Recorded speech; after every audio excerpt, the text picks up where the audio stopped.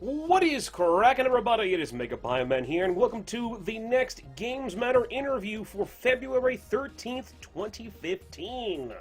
I am going to be talking with Brian Bucklew from Freehold Games about their game Sproggiwood. How you doing today, Brian? I'm doing fine. Good evening. So, what exactly is Sproggiwood? What is Sproggiwood? Sproggiwood is a little mystical realm inhabited by a sprite called Sproggy in the game. The game itself is sort of our attempt to take the roguelike genre and really cut it down to size for somebody that has never experienced the genre before, while simultaneously building a game that ramps up to the point where even veteran players of the genre can really get a piece of meat out of it. It's not an extremely elaborate game in terms of the number of hours you put into a single dungeon. Our earlier game, Caves of Cud, is a much more what I would call traditional roguelike. So if you've played Caves of Cud, you know it's sort of like this extremely sprawling, heavy content game where a single playthrough where you actually don't die takes, many, many hours. And I always felt like playing games on my mobile devices, I really like little, thoughtful games. And I really enjoy, for instance, the Kairosoft games. I think they're just wonderful, joyful little things to do and sit on transportation or stand in line at Chipotle or sit on the bleachers and toy around with. I really always just wanted something with a little more tactical meat to it. Because once you figure out how to play those games, they don't really engage your brain in a way that I enjoy, right? They're cute games, they're fun to play, but I wanted something with a little more meat. And so Sproggiwood is the attempt to pare down the roguelike and put it in a box that feels like one of those small sort of bite-sized chunks of joy, but keep true to the basic premise of roguelikes and give it to you in little bite-sized chunks, right? And that's sort of the core inspiration, was trying to bring a little bit more thought and the roguelike genre in particular to that kind of, I think casual is the wrong word, but sort of bite-sized game. I can definitely say from what little bit I've played of it, it definitely feels like your first roguelike. It is in depth and it is difficult, and it even has multiple difficulty settings, so you can either play it on easy or play it on normal. But it's nowhere near as punishing as more traditional roguelikes are. Well, if what I'm looking at is representative of your gameplay experiences, that's going to be true so far, right? And the first three dungeons, Ikikolo and Goturku and Big Tree, are built to teach you the real fundamentals of roguelike play. Stuff like back up into a hallway and wait for monsters to come to you and try not to get surrounded, right? Mm-hmm. And by the time you get to the fourth and fifth dungeon, we start to add to that formula, so that by the time you get out into the later dungeons, you're playing something that is a real tactical challenge, and if you lose concentration, you're gonna lose probably. And in fact, we're working on a third difficulty level now that even in Ikikolo is quite nasty. It involves not just giving things more hit points and damage, but actually changing their behavior. And so even the first dungeon is quite punishing even to veteran players.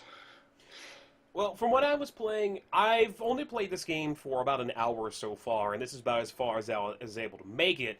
And that's because I decided to play the game on the hard difficulty, since I got through the first level and it was pretty easy. I wanted a bit more of a challenge, and then I got to the second level, and the second level is a lot harder. It's not anywhere near as easy as the first one. So the game definitely isn't. It's not. I don't necessarily. It's not as in depth, I feel, as a lot of other roguelikes, and it's not as punishing as a lot of other roguelikes. If you die, you have to completely 100% start the game from level 1. Whereas in Sproggiwood, you just start the level over again. And so far, levels haven't been too long, but it's definitely not extremely easy. Yeah, I would definitely agree with punishing, right? One of the things about roguelikes that a lot of players like is how punishing they are, right? Like you just completely terminate the character and start over from zero. And so Sproggiwood, because we're trying to make an accessible entry point as well as a challenging entry point, that level of punishment is not something that I think that the greater game audience enjoys, right? I enjoy it. I mean, my favorite part of any game is like the first clawing hour of absolute destitute poverty at the start of any big RPG, right? And so I get that, and Caves of Cud very much embodies that kind of gameplay. But Sproggiwood, we wanted to ratchet back a little bit the punishment, and so we said, well, how can we do that and still teach people about roguelikes? And so what we decided to do, and in the interest of our sort of bite size concept, is we said, well, okay, so each dungeon is going to be relatively short, and you'll be able to complete a dungeon in, say, 15 minutes or less, right? That was our benchmark in terms of design. So the three of us sat down and talked out, the kind of bite-sized size and the level of difficulty we wanted to get. And we said, well, okay, so how about if each of these 15-minute dungeons, you got to get all the way to the end before, and if you die, it's over, right? And that actually ended up being relatively well received from everybody but the most hardcore roguelike players, who were just furious that we didn't take everything away from them, which I can understand. But with the idea of being accessible, we thought that was a good compromise. So each individual dungeon is like a tiny little roguelike you're playing. You've got your preset items, and if you die only partway through, you don't get the win. You got to start over from the beginning. Obviously, the most it's going to set you back is 15 minutes, which is quite different than a lot of roguelikes. But it still lets people get their feet wet in that kind of gameplay. Well, you say that you have your preset weapons, but not exactly, because as I start this level here, I can actually pick my equipment as well as which particular class I want to play as. And unlike other roguelikes or other games where you have all the classes available to you, you actually have to unlock the classes as you go throughout Sproggiwood. Yeah, so as you start with just the farmer, and as you go through, you make a couple choices as you progress as to which of the classes you're going to get. And I think that the loot mechanic that allows you to progress between games is pretty unique. I've never seen it implemented anywhere, and it's simple in implementation, but we worked quite hard to pare the mechanics down as far as they are. If you look at some of our earlier work in Sproggiwood, it was a much more complicated game, and it was in development for almost 2 years, which is maybe belied a little bit by the simplicity of the design. But we went through a lot of iteration to pare the mechanics down, and the loot mechanic, which is to well, so when you play a roguelike, one of the most fun things you can do is open up a chest and get an awesome weapon. Right? So I find a +5 adamantium sword in an early level, and I just wreck the dungeon. Right? I mean, that's one of those really core moments we wanted to try to capture in Sproggiwood. But the dungeons are real short, and if you were to get that permanently, it would sort of ruin the gameplay curve, right? So if you find this +5 adamantium longsword, our question ended up being, well, what are we going to do with this to make this a compelling find?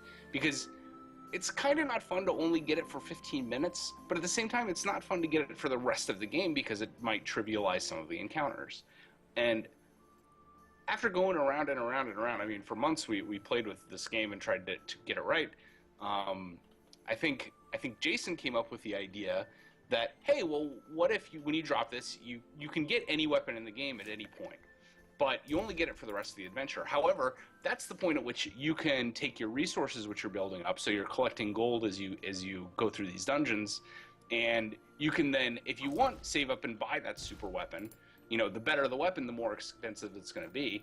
And so finding a new piece of loot, like new dungarees, like you see, it's now available at the shop, has a nice twofold win. So you not only get to use it for the rest of the dungeon, so you get to sort of trial it, but if that's the item you want to get out of all the items you've unlocked, when you go between dungeons, sort of the interstitial time at your town, you can go to the town shop and then unlock that for all future adventures, and then it's permanently available.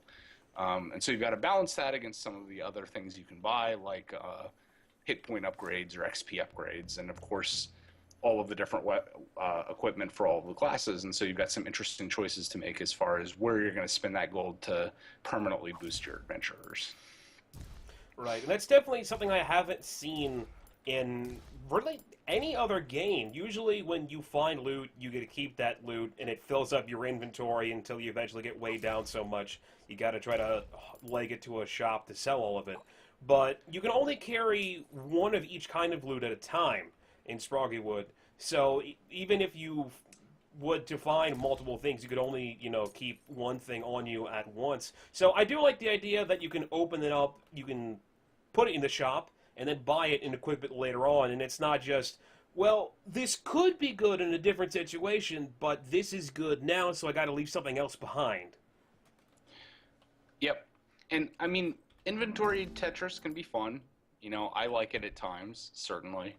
But especially since we were trying to build a game that was equally entertaining on any modern platform, and that means keyboard and mouse PCs, as well as touchscreen PCs, as well as tablets and phones.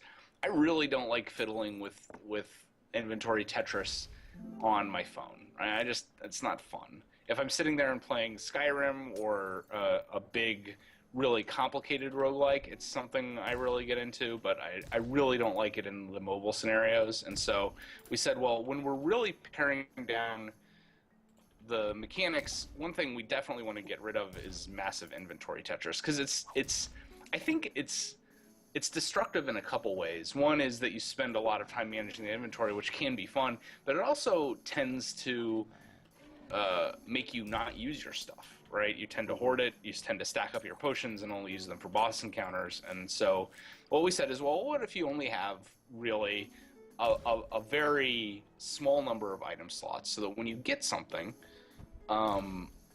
you have to make a hard choice right then whether you want to use it or keep the one you've already got.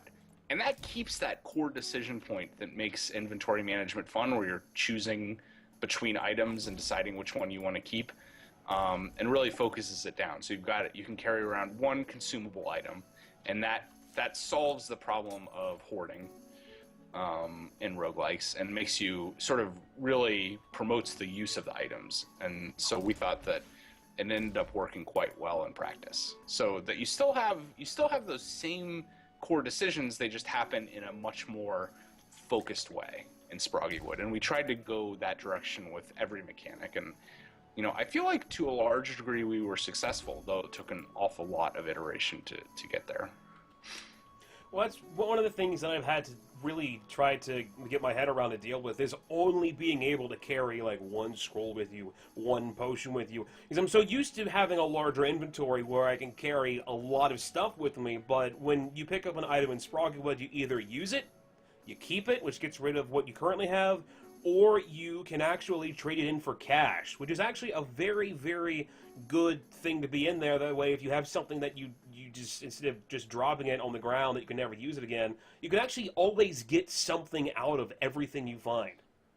Yeah, well, we found that before we had the cash option, it didn't feel very good to get an item and go, I don't want this one, and just toss it entirely in the trash can. And just the small perk of being able to turn it into useful resources made that choice feel better, right? Even though it's a small amount, you still feel comped for finding that piece of loot in the dungeon. Yeah, that way it doesn't feel like you're just wasting your time or finding useless items. Yep, exactly right.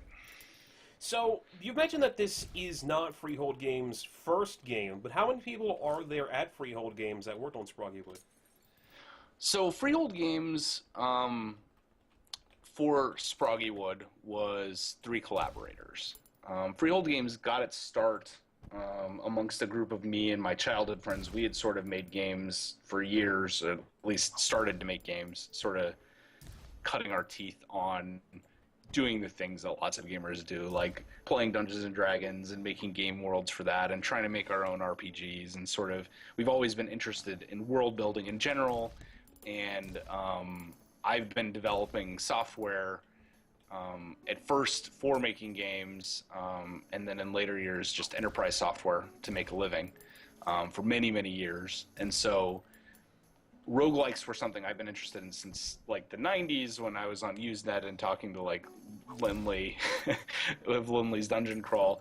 And a roguelike was something that was on my mind for years, and we eventually, Jason and I, developed Caves of Cud over a period of many years and released it. We both still have full-time jobs and did at the time as well, and we would eventually like to do games full-time. And we said, well, if we in fact want to get serious about this, I think we're probably going to have to branch out from text-based games. And we both agreed with that premise. And we said, well, we got to meet an artist then, because neither of us is a particularly strong artist. And so we entered the Something Awful Game Dev competition, which is specifically supports people meeting team members that fill gaps in their team. And we met an artist there, Jana Heiska, who is just wonderful. I mean, her art in Sproggiwood and all the other projects we've ever worked with her on is just unbelievably awesome. And the theme was balls. And so we thought about it for a while. There's obviously a lot of more practical implementations of balls, like spherical balls. And we said, well, what if we make a time management game about a sort of Baroque era ball, and you try to keep your guest happy. And we pitched Jana, and she said, that sounds like a pretty good idea. And we made the game. It was sort of a month-long game jam and won the competition. And we said, well, after a really kind of horrendous grind for a month, we all don't hate each other too much, so why don't we try making a real game? And we had this idea for a town builder roguelike hybrid sort of boiling. I had been working on it with pixel art, and we showed Jana, and she said, this looks pretty cool. This is the kind of game I would like to play. And so we started working on Sproggiwood, originally more of a hybrid than the game ended up. And this was our big challenge in development. One of the reasons why it took 2 years to finish is that for almost a year, we tried very hard to build a 50-50 town builder roguelike game, because that sounds like a really great game. I would really like to play that game. But we found that to be way more challenging to create than we expected. Not necessarily in terms of assets, but just in terms of balancing the gameplay between two very disparate styles ends up annoying 100% of the players 100% of the time, because 50% of them just want to play the town builder and aren't really interested in the roguelike and are just annoyed that the roguelike is there. And the other half really want to get back to the roguelike and are annoyed that the town's getting in their way. And I think it could be done, but it ended up just being outside of our design chops, basically. And so by the end of that year, we said, well, we had been playtesting very frequently and getting feedback on how people liked it. And we said, what if the roguelike is really the strongest portion, and just because we have many years of roguelike experience, and we were drawing on those for the roguelike. And we said, well, what if we scale back the town a little bit and flip the roguelike so it's really on top in the core of the game?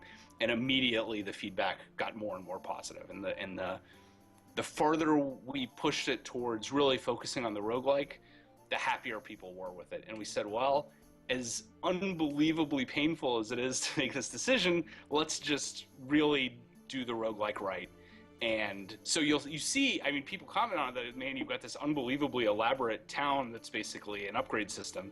And it is. I mean, you can decorate it. It's beautiful. You can build buildings. They have upgrades. And that's because we have all of the code and assets for just a real town sim. And it just is less fun when it's turned on. Right? And I would like to eventually revisit it and try to get it right. But I think we need a little more experience with town sims before we make a second run at it. So instead you get this very beautiful upgrade system and fun sort of painted village, which like my daughter loves it. She just gets in there and builds buildings and places villagers and goes around. But it's something you look at it, you're like, man, I really wish this was a whole town sim. We do too, but ultimately it's a better game the way it is. Whether you believe it or not, you're having more fun because this is a relatively lightweight implementation. Well, that was something that I found very strange when I saw that there was the whole town area. It didn't really seem to do much with the game. You've been seeing with more and more often with modern roguelikes that they add some sort of overall upgrade system that you can unlock, so that unlike traditional roguelikes where there wasn't any way to unlock things, you either found it when you were playing it or you died and you didn't. But when it comes to more modern roguelikes, they've been adding these outer things. So a game like Tower of Guns, for example, you can unlock different weapons to enter the tower with, and that kind of an idea for other games as well. So when it comes to Sproggiwood, it was interesting to see that you guys had decided to go with that, and it does definitely fit with the fact that you wanted to scale back the roguelike a little bit. It really does feel a little bit off, because when I go into the town, it looks like a different game and it feels like a different game. Well, it was for a very long time its own game, and the problem was just that they were stepping on each other's toes. Right, and I think what I would like to do is take these assets in the engine, actually just make a town builder that tells a separate story in Sproggiwood, and essentially build the roguelike and the town builder. But that's maybe down the road a little bit, because I love Yana's town art, and it's town builders are something that I think are really underproduced right now, and something I really like. But the reasons I explained, which is just, based on player testing, people felt confused about what they were supposed to be doing. And especially since we were trying to make this a really accessible game, having two equal games made people feel just befuddled as to what they were trying to accomplish. Right? I mean, that was the direct feedback from players we were involving. And so it does end up, you look at this and you go, this just seems like an overly elaborate upgrade system, and to a great degree it is sort of an overly elaborate upgrade system. But this, I think, was, in our player testing, the most successful implementation. Well, it does bring up the question that I've been wondering since I found this. Does interacting with your town actually do anything? Now, I know if I go back here, I can, of course, go to the shop, I can go to the storages, but I've got the ability to actually decorate my town, where I can place buildings down, I can place pathways, I can place just different decorations. Does that actually do anything? Like, if I make 2 forges, does that make forges work better or cheaper or something like that? No, right now it's a cosmetic system. So if you feel like you would enjoy decorating a town, and some people really enjoy it, that's great. If you just want to play the roguelike, you are welcome to ignore the town fully, and you won't be penalized. And that ended up just being the most fun middle ground, because the people who are like, I really hate town builders, I just want to play a roguelike, are pacified because they don't have to mess with the town.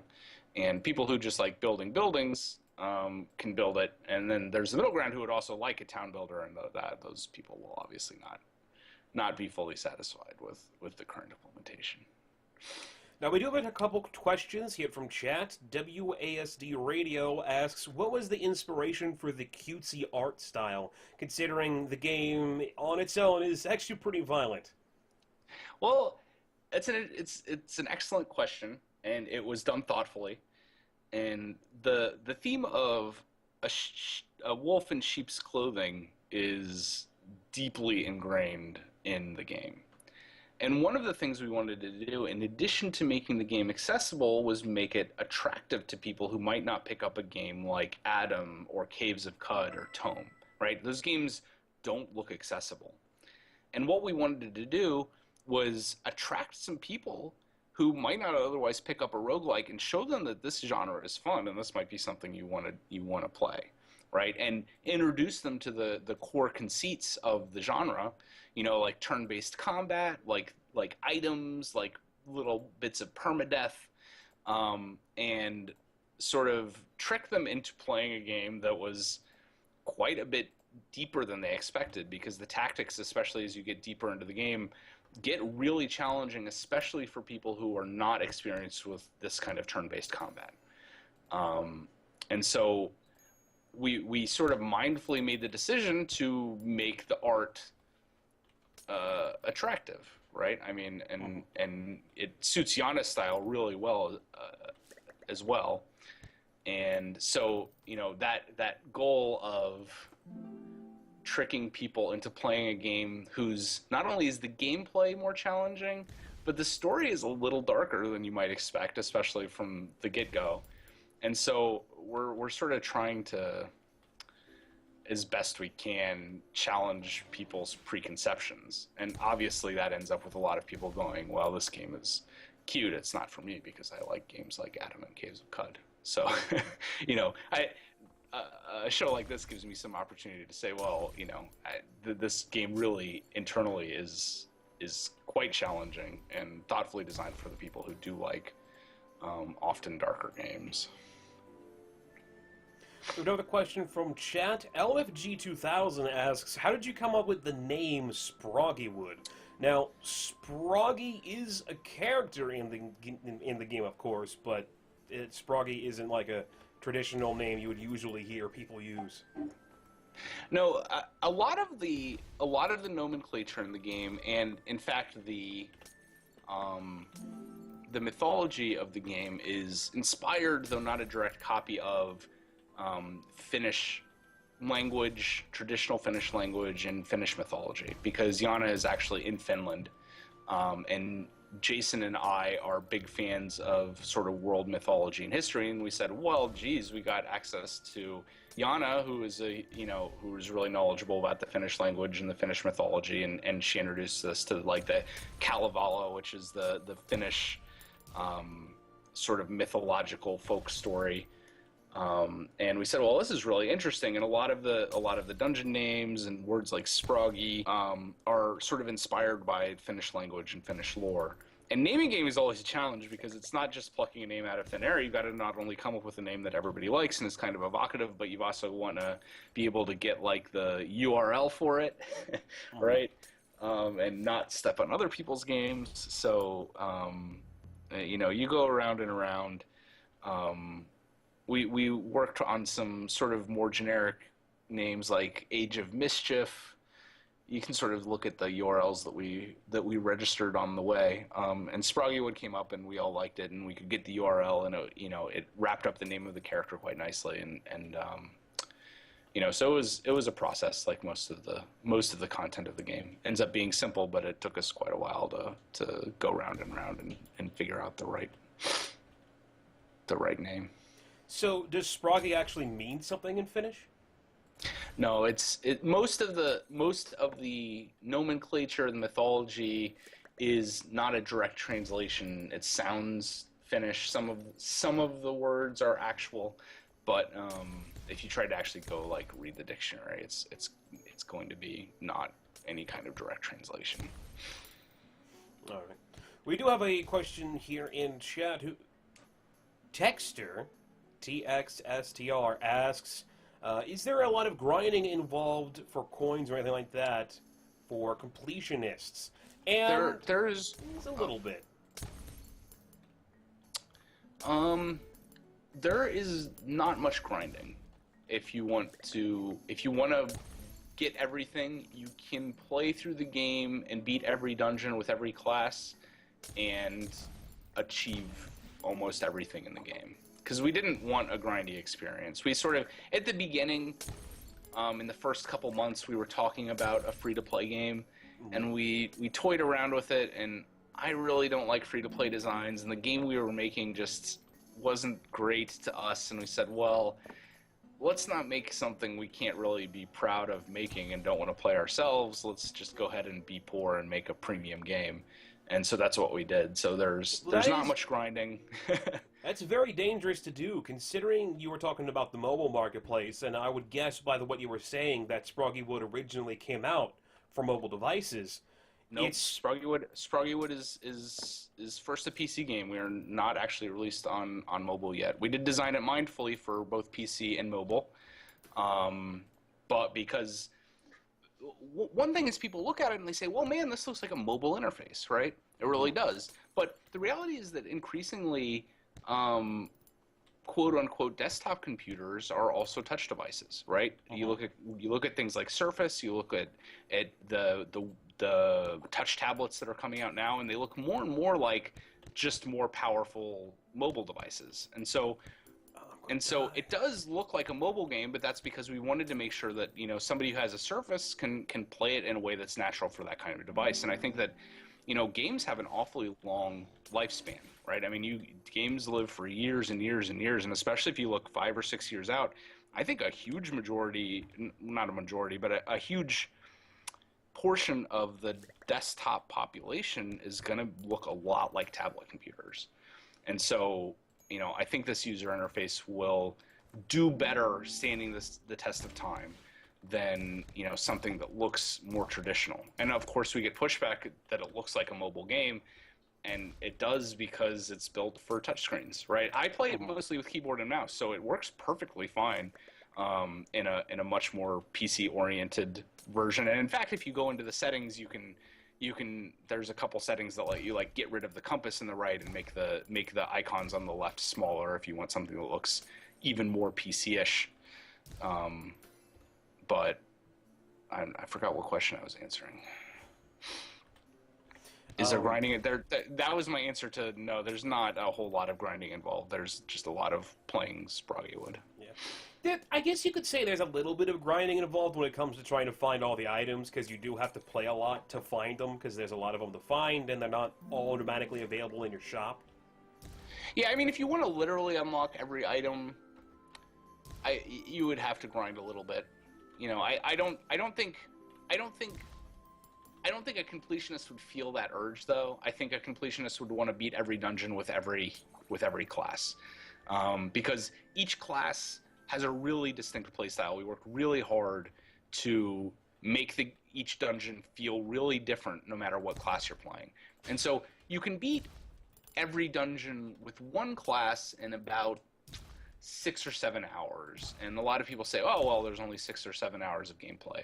But if you play with the different classes, the dungeons really reveal themselves in a totally different style. And so I would really recommend that people playing through don't just beat it with Archer, you know, and quit.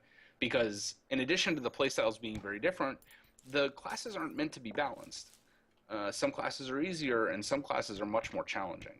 Yeah. We really wanted to allow people to revisit the content in the game and get a different picture on it. And the way we're doing that is by making the classes very distinct in the way you play them.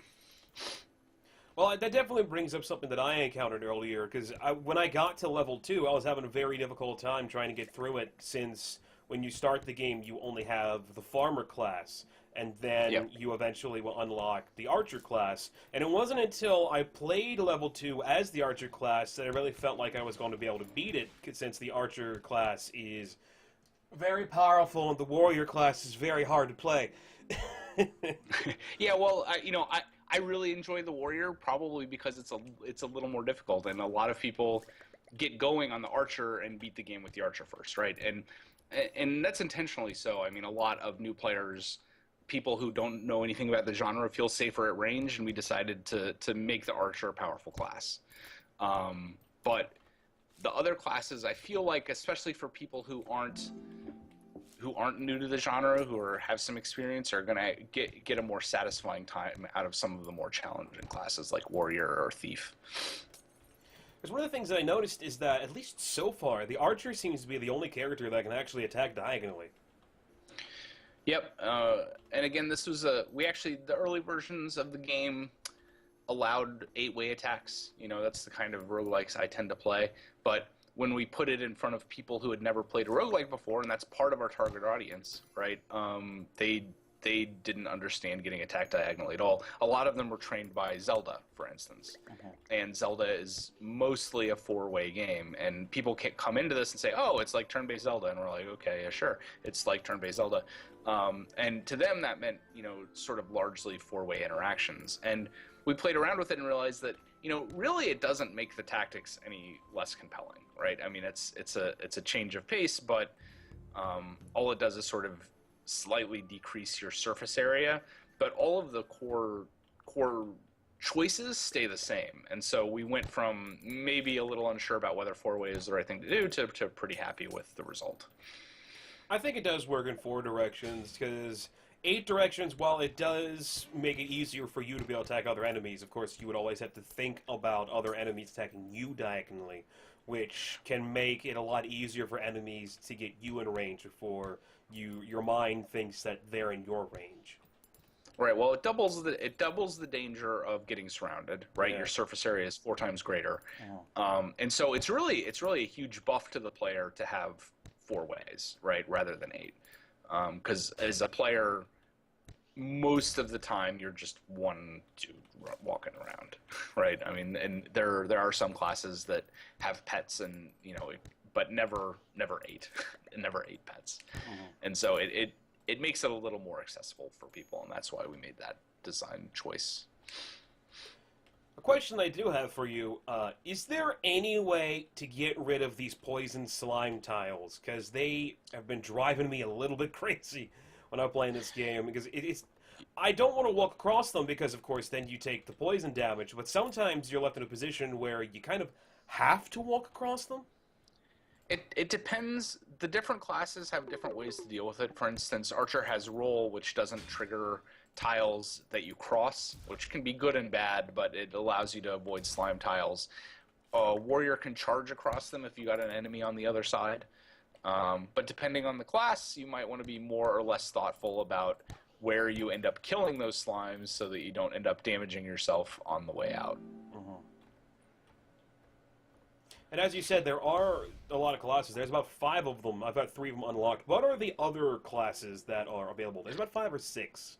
I don't remember how many. Yeah, so we got yeah, there's 6. Farmer, which was an interesting class because it's not one of the D&D classes, right? It's not Farmer is not a typical class, but it came into play because of the way the story unfolds, right? I mean, you're sort of a peaceful people, sort of tricked away from your homeland into Sproggiwood, and you come first as farmers, and so the farmers they're tough, they're very resilient, and they deal pretty well with creatures. And then we get through some standard classes. So there's a warrior, there's an archer, there's a thief and a wizard, and then there is a vampire that you unlock as well. And vampire is a quite challenging class to play. It plays in a very unusual way.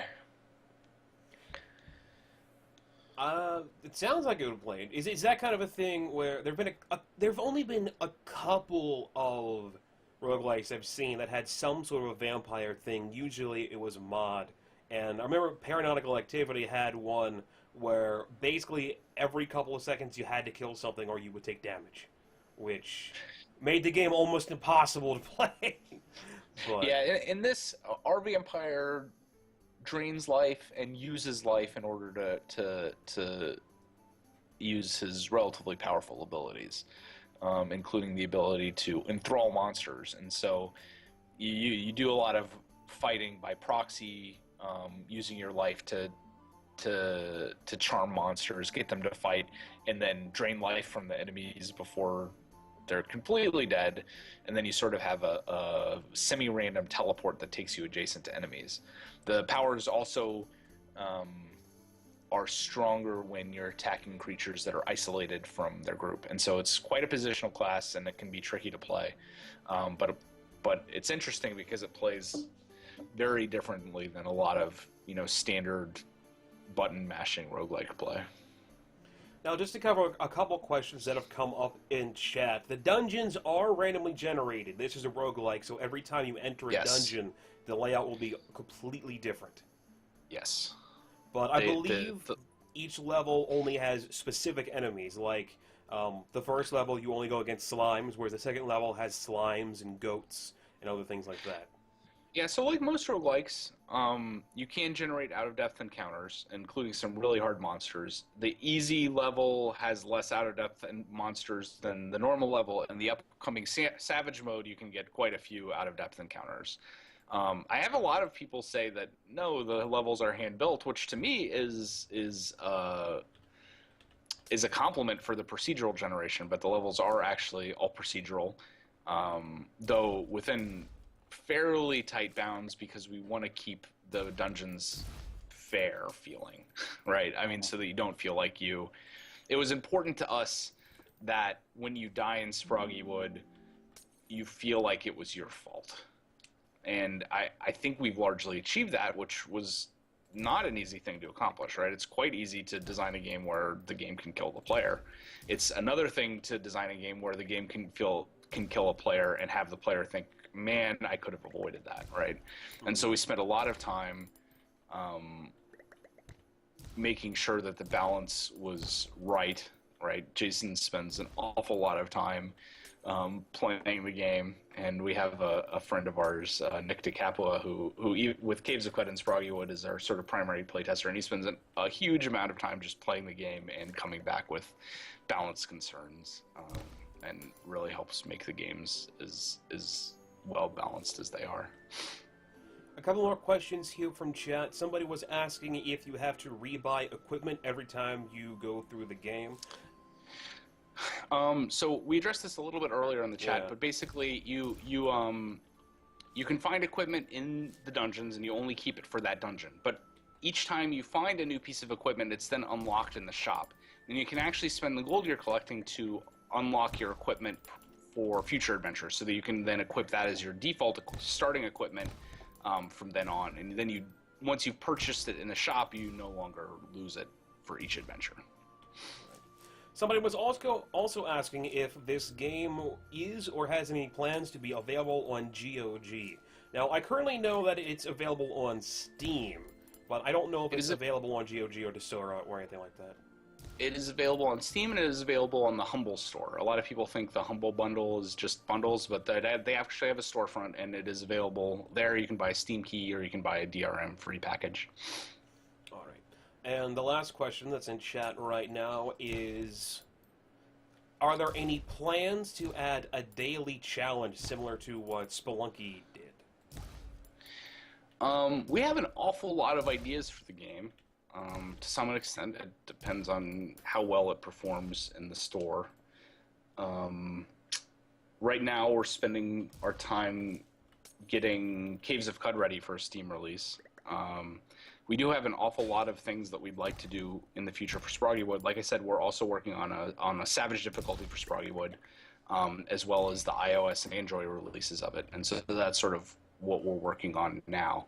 Longer term content, we don't have any specific plans. Sort of just depends on how the feedback and sales for Sproggiwood versus Caves of Qud versus our other projects go. So do you have any new projects that are actually in the works? You just mentioned that you were working on getting Caves of Qud ready for Steam, but do you have any other projects that you are working on for the future? Something that you haven't worked on before? Yeah, I mean, as far as things we've announced publicly, I will tweet occasionally about some of our future games, and I'm working on the technology for a cooperative 4-player multiplayer game. Because some of the games I really enjoyed in the past are games like Baldur's Gate or D&D Heroes on the Xbox, where you sort of got 4 players cooperatively mashing things, and there's not a lot of them that have the sort of slower pace that I enjoy. I don't like bullet hell games particularly much, and I enjoy the somewhat more sedate pace of something like D&D Heroes, and so I'm working on the technology to build a game like that. And that's about as much as we've said about it so far. But that's quite a ways in the future. So for immediate projects, is just getting Caves of Cud ready for Steam. Yeah, the immediate projects are Caves of Cud on Steam and Sproggiwood's mobile release, which will coincide with a content patch that includes a 3rd difficulty level for PC as well. Is that 3rd difficulty also going to be available on mobile? Yeah, the patch will hit on all those platforms more or less at once. We're a very tiny team, and we all have full-time jobs outside of game devs, so our sort of time is very limited. So I don't know if we'll do a single-day patch release across all platforms. It's probably not practical, but in around the same time, we will have iOS, Android, and PC release, all with the Savage difficulty. All right, so we're coming close to the end of our time here, so if anybody has any more questions they would like to ask, feel free to do that, and I will pass them on. So far, I have to say, I've definitely enjoyed the game, and it's not anywhere near, it's not the most difficult roguelike that I've played, but it's also, it's deceptively difficult. Because like you've said before, you kind of look at it with the graphics it has, and you think, oh, it's easy, it's not necessarily for you, but then you play it, and especially on the harder difficulty, which I've been playing on, it's not a cakewalk. Well, you'll notice as he says, viewers, that it's not that difficult. He's died a couple times on this dungeon trying to get to the bottom. So now, I'm saying it's difficult. I'm saying it doesn't look difficult, but it actually is. It really is. Yes, I think that experienced players can find a challenge here, right? You're probably not going to play it for 200 hours, but I think you can get a very solid chunk of time playing an enjoyable tactical game. I think one of my favorite reviews said it was like a little bite of ice cream for the soul. And that's what we were trying to build. Just something that brings roguelikes to a place that everybody can enjoy, and you can get in here and just have fun and you know, get your roguelike on without necessarily having like a 12-hour commitment to that fun. It's also got an interesting story going around it, which is something you don't see a lot in roguelikes. Usually there'll be some very vague idea of why you're doing what you're doing, but like a game like Spelunky, you're just looking for money, or something like Crypt of the Necrodancer, you have a very vague story of the reasons why, but Sproggiwood seems to have something a lot more in-depth. Well, I that's a result of the makeup of our team. I am primarily a programmer and accessory producer, and Jason is a designer but also a writer. And many game teams are a programmer and an artist, right? And neglect writing until much later, or just neglect writing altogether. And, you know, on the other hand, we take the world design and the writing design very seriously, and Jason is you know, a skilled writer. And I think that brings something to our games that you don't get from a lot of other teams, because, you know, often in the multi-class set of the small team, you don't have writer in there anywhere. And we do. And so I think that really makes our games stand out. You know, I really enjoy that about them. And we got one more question here from chat asking what engine this game uses. Now, you talked to me a little bit before we actually started the interview, and I believe you said that this game's run off of the Unity engine, which kind of surprises me because I've heard that people have had issues with 2D games in the Unity engine. Well, it is running on Unity, and it took a lot of work to get a 2D engine running, and we had to use a lot of extra technology. I used a program called Spriter, because one problem with mobile devices is that they have very little memory compared to PC. And the sort of 2D look we wanted to get is very memory intensive a lot of times, because to save a single animated sprite, you have to save these huge textures worth of sprite sheets.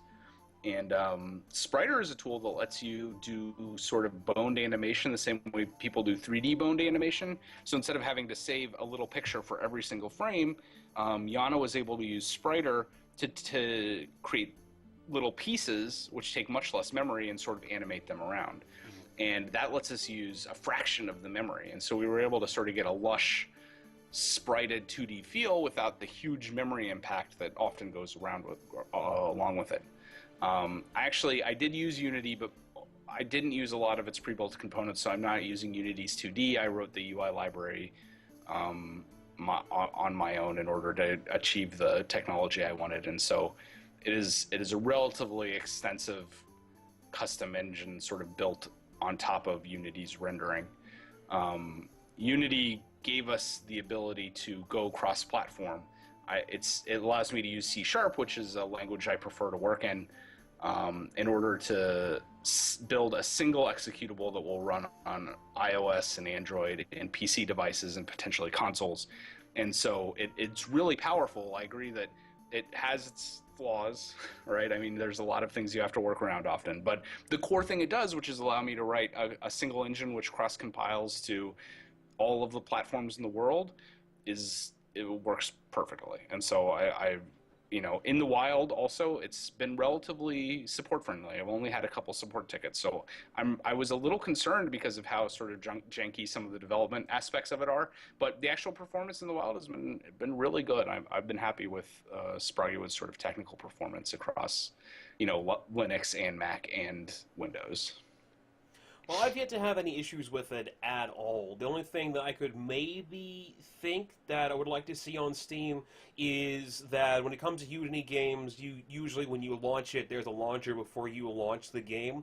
And this was a thing that we had to talk about a little bit before the interview started. But for Sproggiwood, you have to kind of hold control and then launch the game to get that to show up. Which, for some people, that may be okay, but for me, for these particular interviews, I need to make sure that, it's windowed mode and a specific resolution.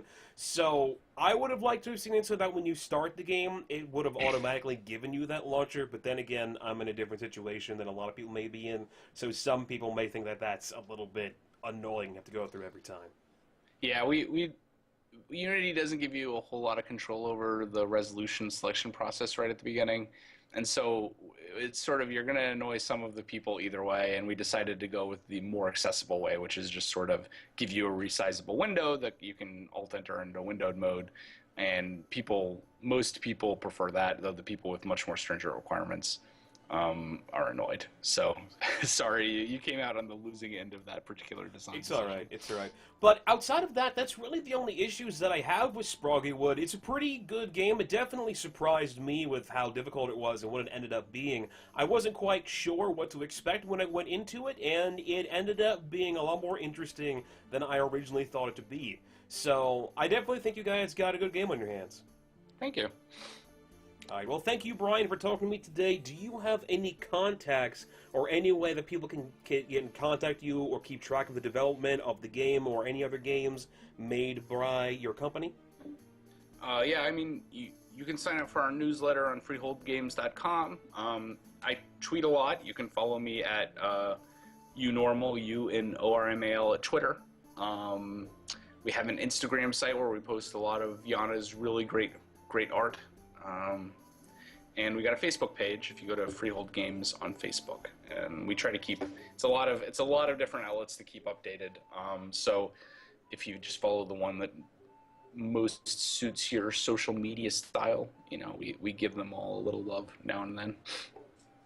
And the game's currently only available on Steam, but you are working towards a mobile release. That does bring up the question if the mobile release will be the same price as the Steam version, and what the current price on Steam is.